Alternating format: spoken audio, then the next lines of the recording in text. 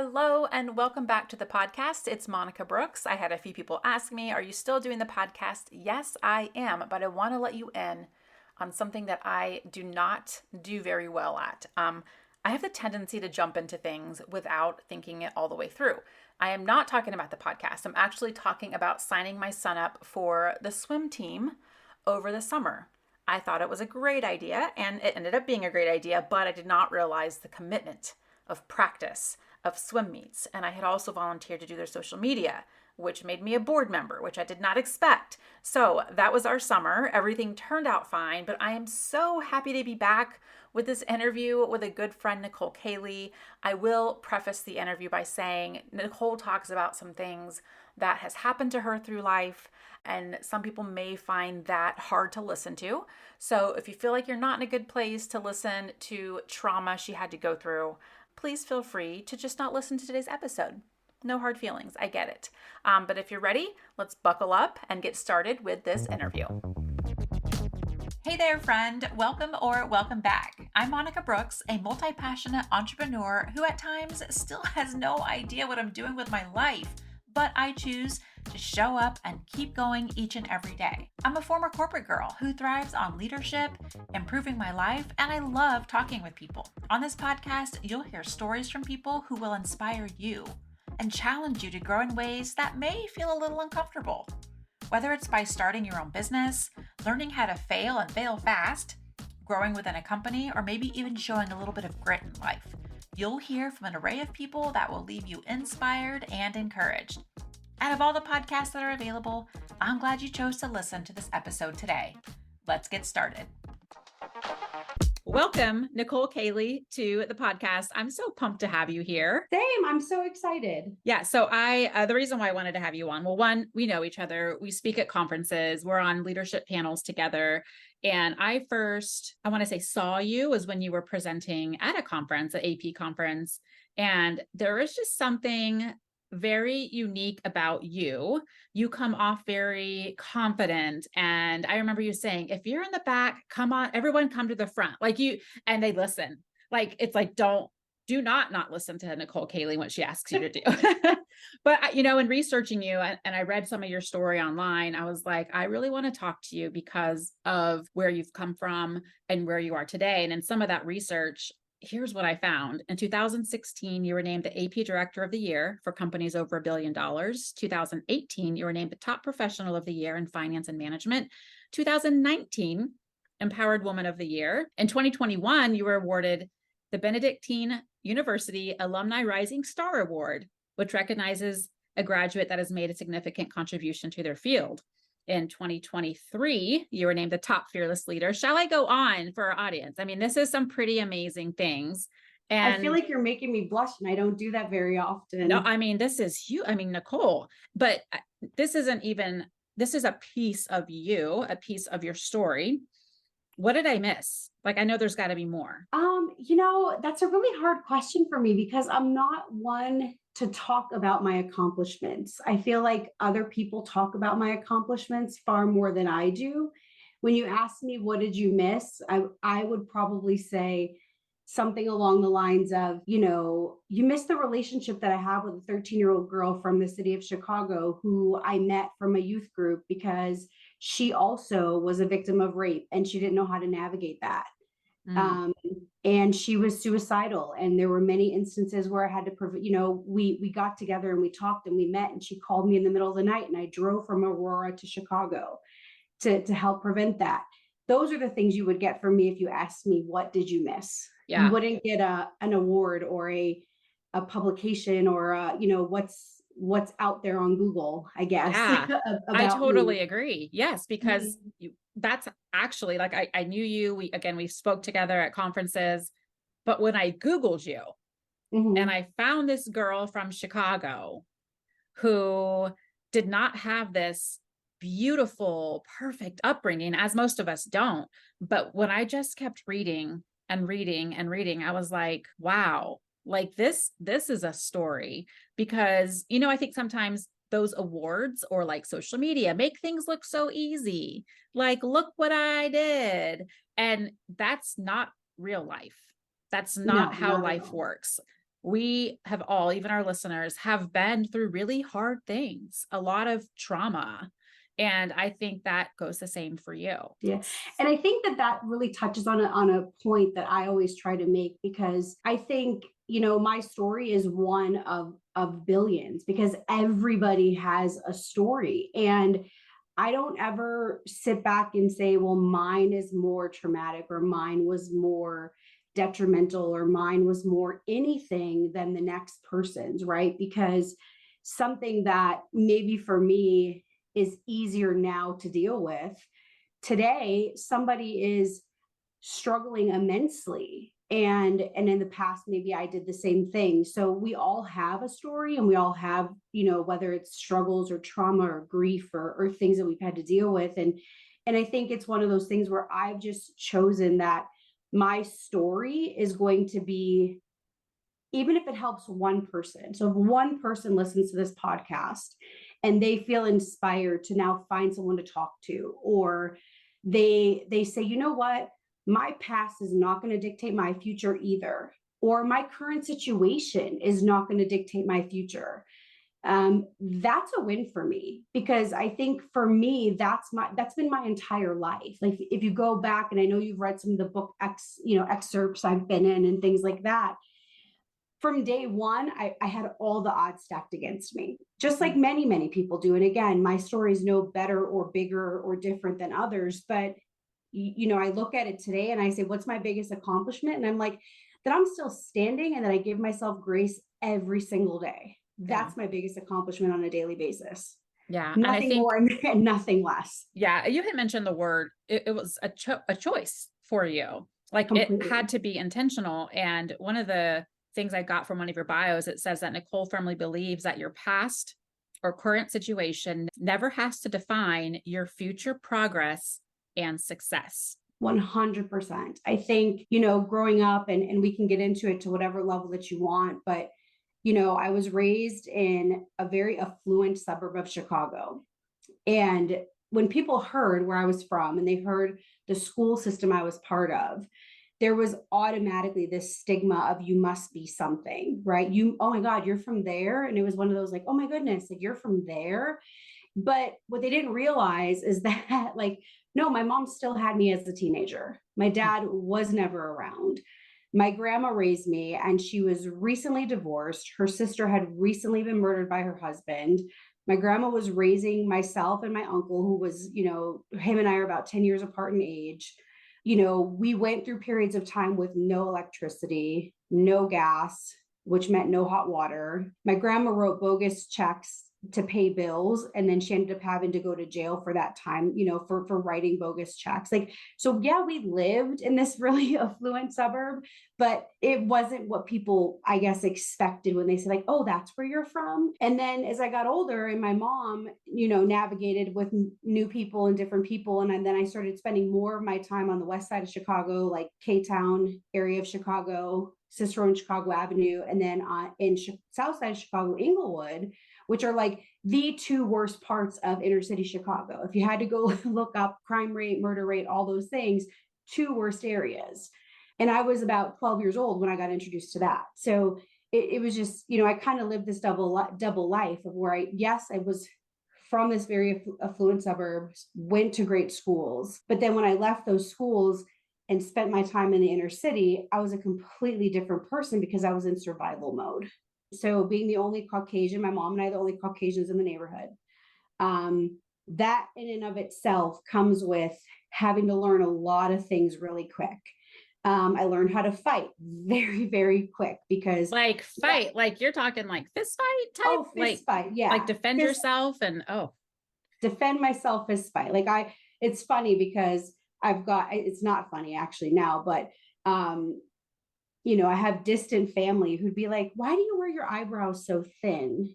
And I'm like, well, the long story behind that is because I got in a fight when I was a teenager, and someone hit me in the face with a padlock, and the hair doesn't grow there, but the short version of it is just because I do, right? Because it's your choice, and that's okay. Right. Like, let's just not go there. Yeah. But, so yeah, fight. And then, being harassed, and I learned a lot about drugs. I learned a lot about guns. I where my stepdad lived, right across the street was a drug house where they cut and cooked crack, and then they sold crack. I became friends with one of the girls on the block whose brother was part of everything that was going on in that house. So it kind of just, you kind of organically learn and become part of.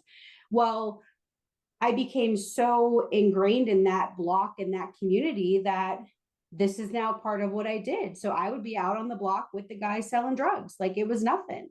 And in the beginning, the police would come and obviously they see me, only Caucasian on the block.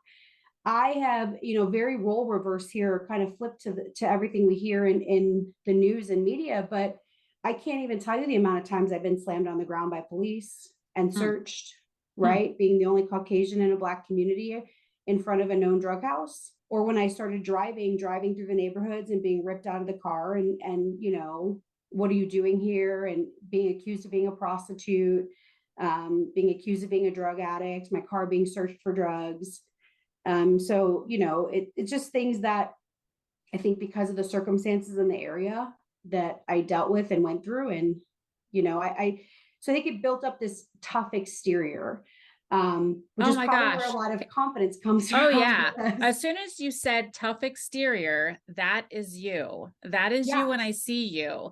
That is you when I talk to you. Like it's this like, you've had to fight for yourself. You've had to stand up for yourself. So now it's like your entire life.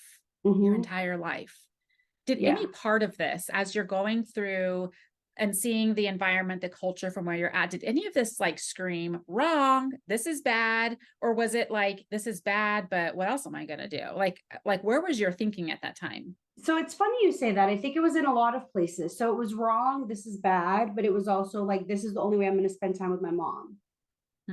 Right? Because my grandma raised me. I was living with my grandma. My grandma only let me go with my mom certain times. And unfortunately, this is where my mom took me. But I also was learning so much. And this is where that other side of me comes into play. Like I was learning so much about culture and different people. And I have always, ever since I can remember, been so intrigued by learning different people, learning people's stories and struggles and, culture and just everything. And I think that's part of what has brought me to where I'm at today from a career perspective, a person perspective, but even career perspective as a leader, because I have this ability that is very different than most people that look like me, or most people that were from some affluent suburb that went to great schools, to be able to understand and relate to people of all walks of life. And when I say all walks of life, I truly mean all walks of life.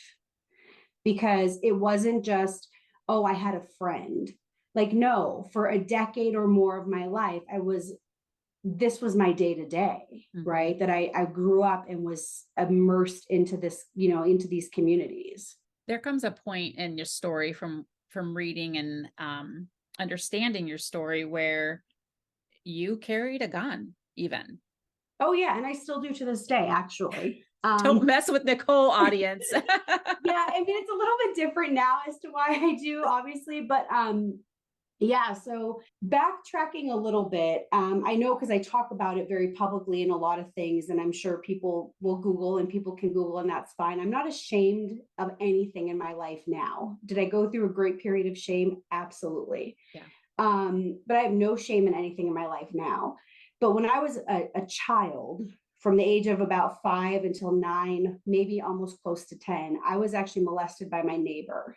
So there was, I had that situation happen. And I think that in and of itself, I developed a very defensive, tough kind of not let anybody in, very, standoffish and from an emotional perspective, I guess. You talk about a time when you had to actually fire. You had to use your gun for your protection. Can you share that story if it's not too much? Yeah. There's actually been more than one time. I think the one time I know that you're talking about is the one that's been discussed in other interviews that I've done.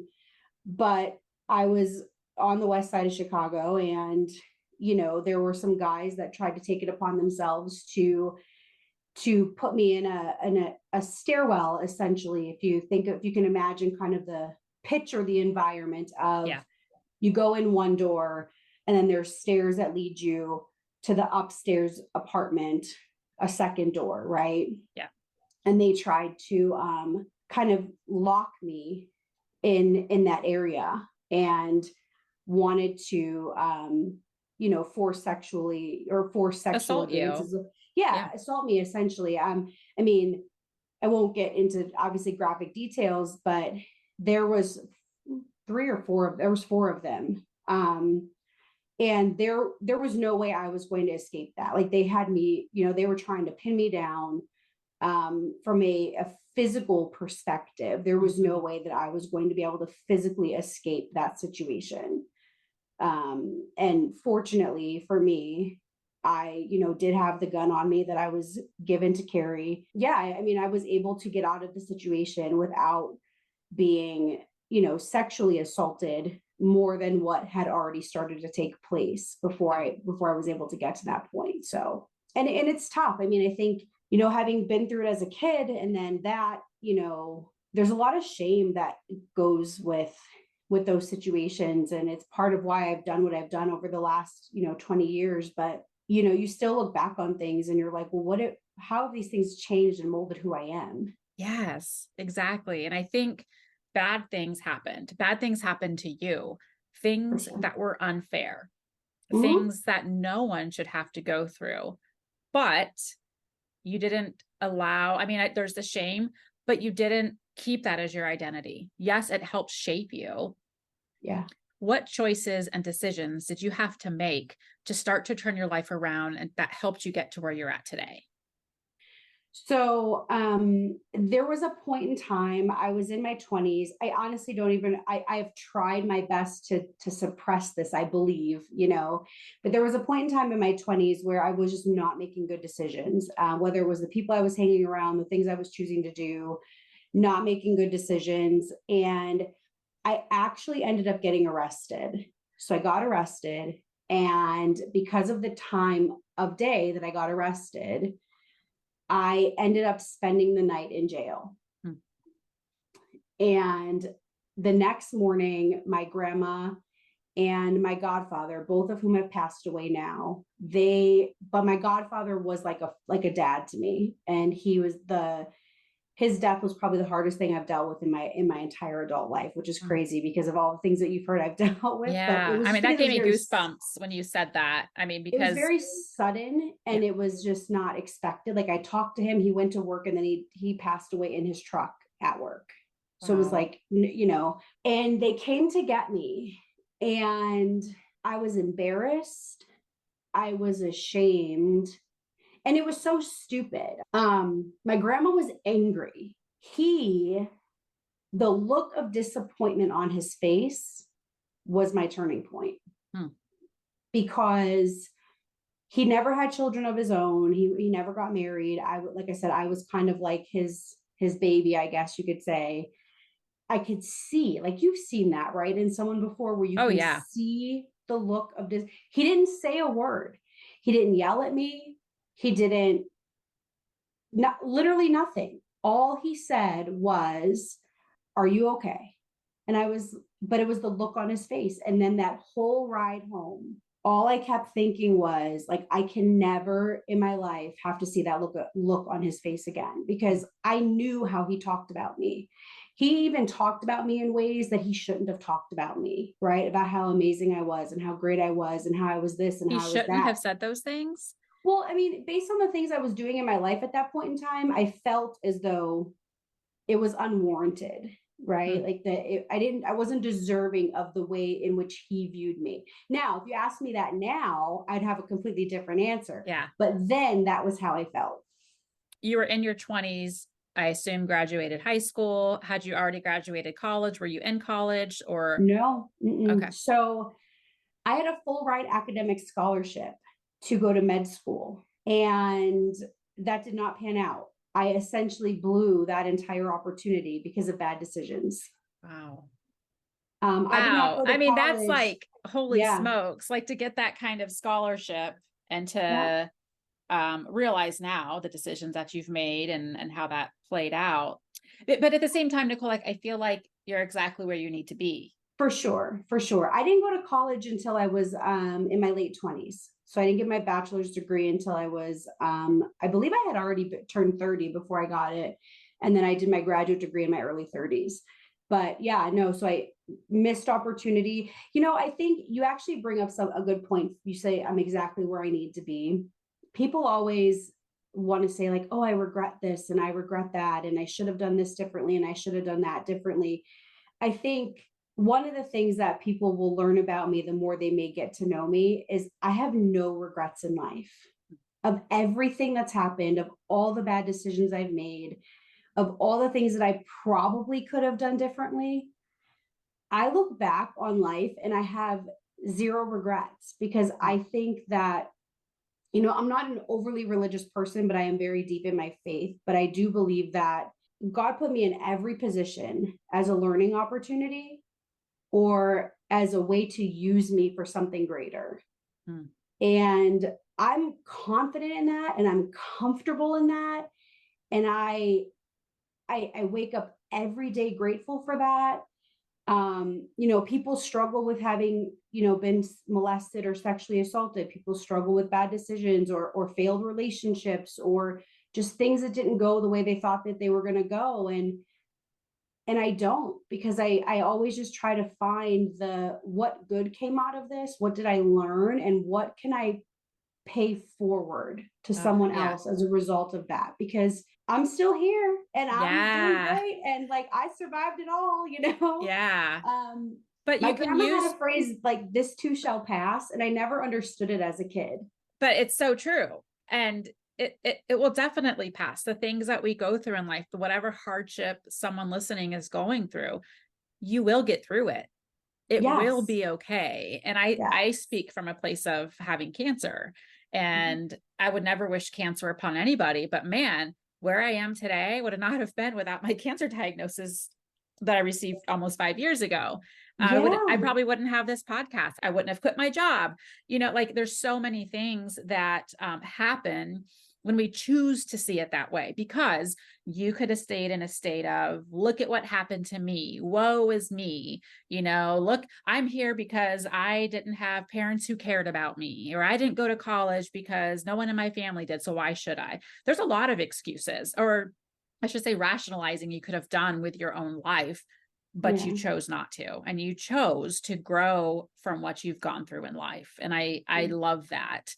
Going back to the Nicole that is like this tough woman, how do you balance that tough person with softness as you lead people? You know, that's a really funny question. Well, it's funny because I feel like, the folks that are listening, they don't know me the same way you know me, right? Like you've seen me speak, you and I have connected, we've talked.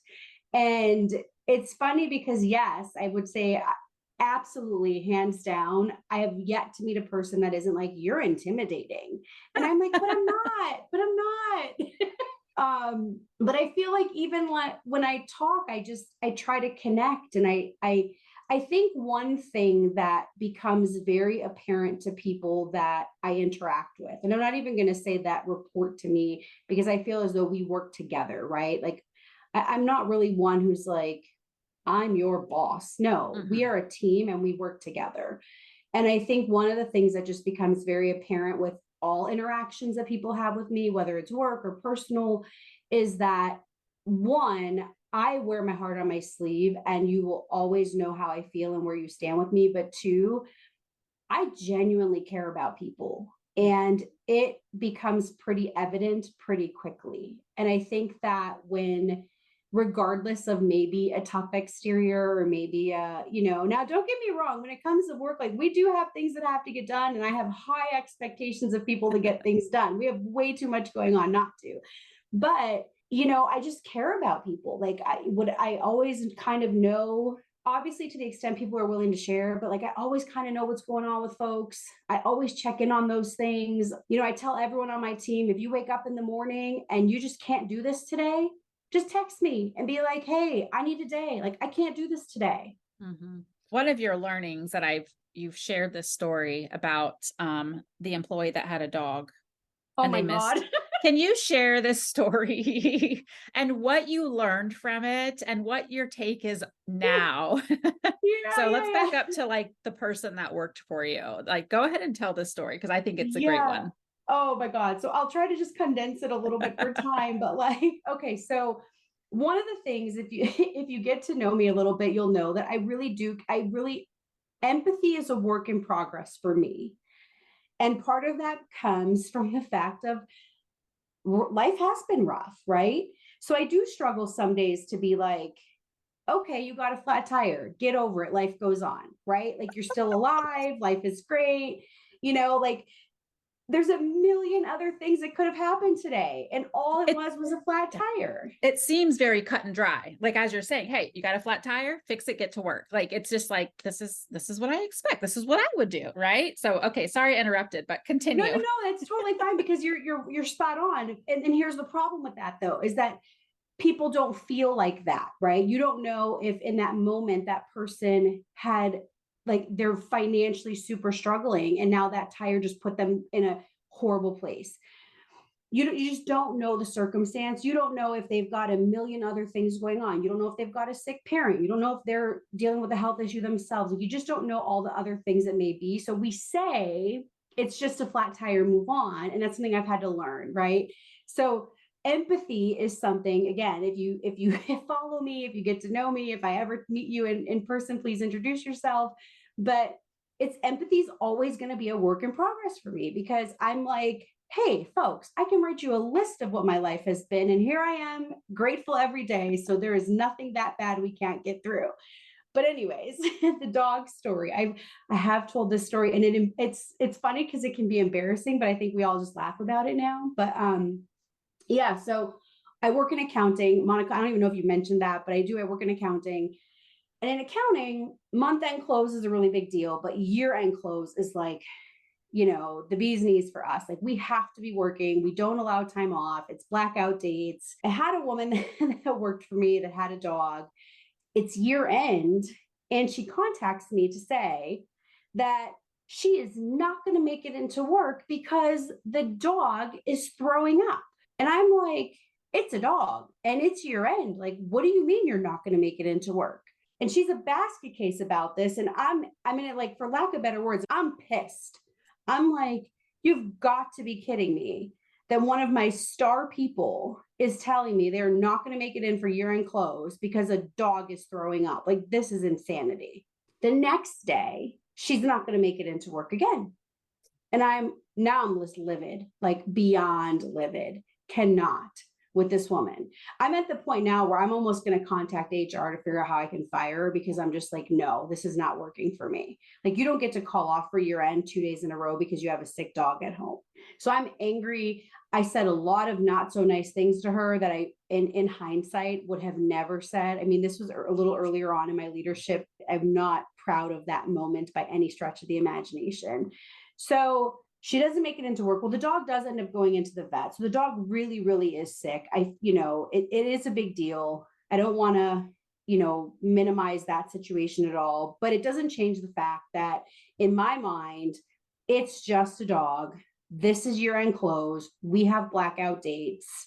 No. So fast forward some years. What do? It's December the 8th, and I get a puppy. He's 8 weeks old on December the 8th. His name is Murphy. He is the love of my life, still to this day. And he's doing great, blah, blah, blah. Well, he liked to eat everything known to mankind that he wasn't supposed to eat. Remind you, I get him on December 8th. Well, what follows December 8th? Year-end close. So we're in year-end close, and my dog is sick. And the dog wasn't even really like probably as sick as her dog was. He was just maybe not feeling well. Like, his stomach wasn't doing great, but he wasn't like nowhere near the point of having to go to the vet.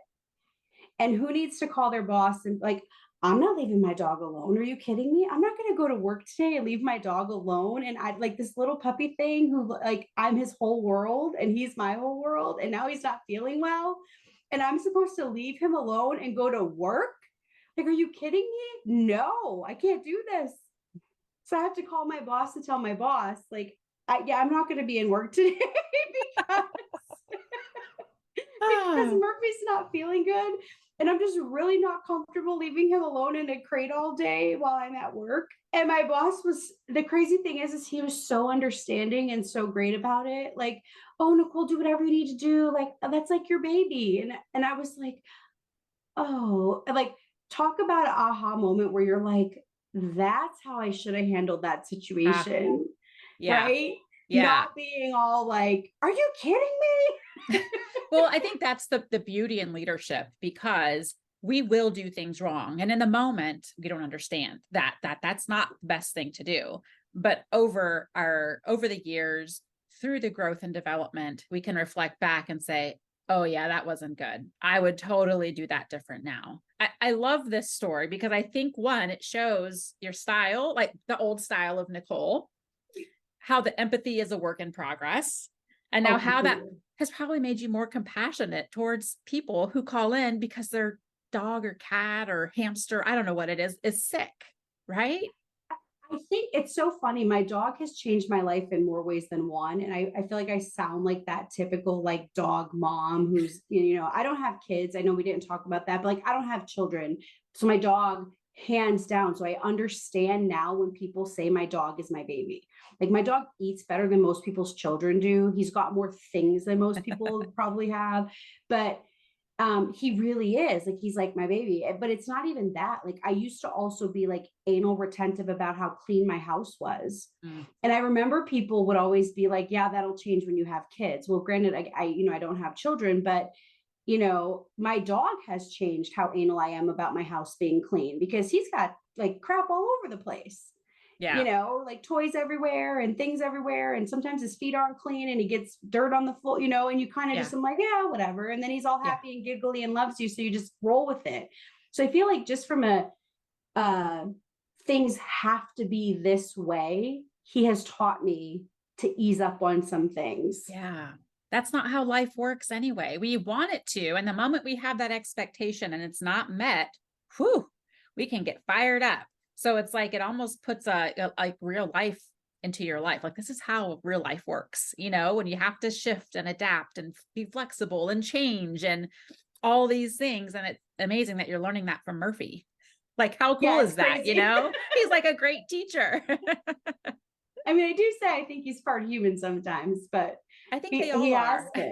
Yeah. They just look at you and they're like, they're sending you messages like, I love you so much. Like, you're an amazing mom. Even that though, I would say from even like a sensitivity perspective, right? So if we go back to like that whole tough exterior and like, how do you kind of whatever, I feel like he's even made me more sensitive. Like I'm not a crier. Crying is not something that's usually high on my list of things to do. But I don't think it is for many people, Nicole. It just happens. Okay, well, let me rephrase that. I'm not quite sure it happens very often for me. But Murphy is like hands down, like has made me cry more than I ever would have imagined. And then I have a 2.5-year-old nephew. And that little boy, I'm telling you, has tapped into my soul in a way in which he could the smallest things, and I'm a basket case. So I don't know if it's, at first I thought it was hormones and old age, but now I'm starting to realize that it's amazing. Life changes. Nicole, when I look at you and I see the confidence you carry, and I can see why people may say you're very intimidating. But then I also see the blonde girl in Chicago that needed someone to see her and what she was going through. What would you tell her? Oh, wow. It's funny because resilience is always something that I've talked a lot about, but I think one of there's two things that I try to focus on every day, and I wish I would have been able to tell myself or teach myself a long time ago, would have been, one, to give myself grace. Like, folks, let's be honest, nobody is harder on you than you. Yeah. I don't care what anybody says. Nobody is harder on you than you, and you have got to give yourself grace. Nobody is perfect. Nobody is going to live this perfect glorified life without issues, without problems, without relationship, contentions, without loss, without grief, without trauma, without any of that. But you've got to give yourself grace, especially on the days that are really hard. And for so long, I didn't do that. Like, I feel like it's just been the last 10 years. You have an example of a time where you gave yourself grace, or maybe you wouldn't have in the past? I really struggle, and this, we literally, Monica could probably do a whole separate talk on this, but vulnerability is a big thing for me, right? Like, being vulnerable is something I struggle with a lot. Relationships for me have always been a problem because of vulnerability.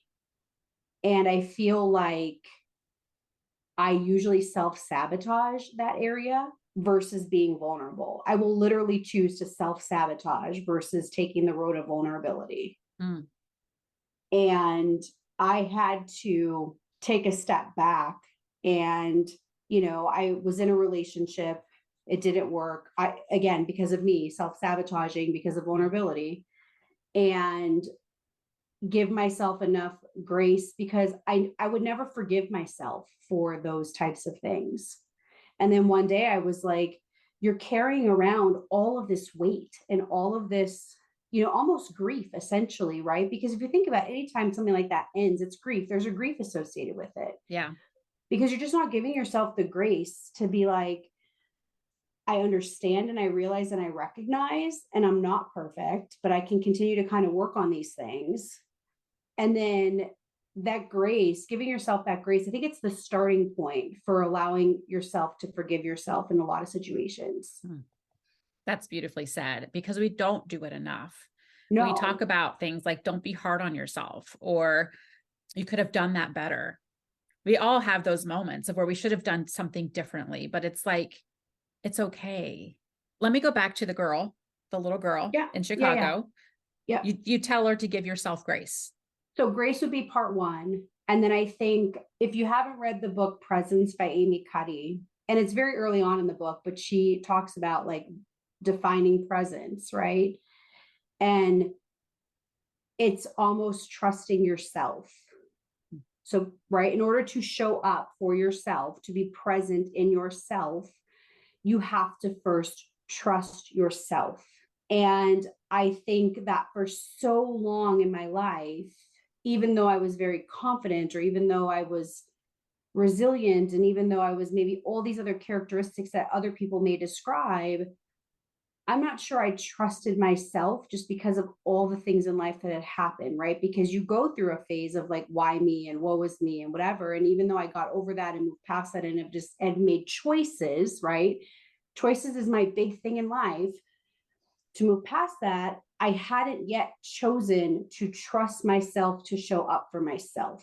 And then once I decided to trust myself to show up for myself, I was unstoppable. I think that's very evident. I mean, you seem unstoppable to me with the different awards that you've received, to see you speak at conferences, helping other people with burnout, resiliency, empowerment. There's so many different things that, like, what can't you do? And that's the truth of it. Like, Nicole, like, that's what I see. Nicole, what can't you do? From where you've started to now, there are so many things that you've accomplished, but you're not finished. In normal circumstances, I would be like, oh, stop, right? Don't say that, because that's like not accepting a compliment, right? But you're right. I'm not done. And I have no idea what's next, right? Like, people always ask me, like, what's next? And I'm like, hell, I might run for president. I mean, Nicole, 2024, I don't know if that's too soon. No, I think it's too soon, but it's funny because, like, I was talking to my mom, or I can't remember, my mom or someone there. I was like, hey, I might run for president. And then they look at me crazy because, like, they know my background and like things I did when I was younger. And I'm like, here's the thing, all that would just make me relatable. That's it. Totally. Right? People would be like, oh, she's, yeah, we all make. bad decisions and, it makes you real. It makes you real.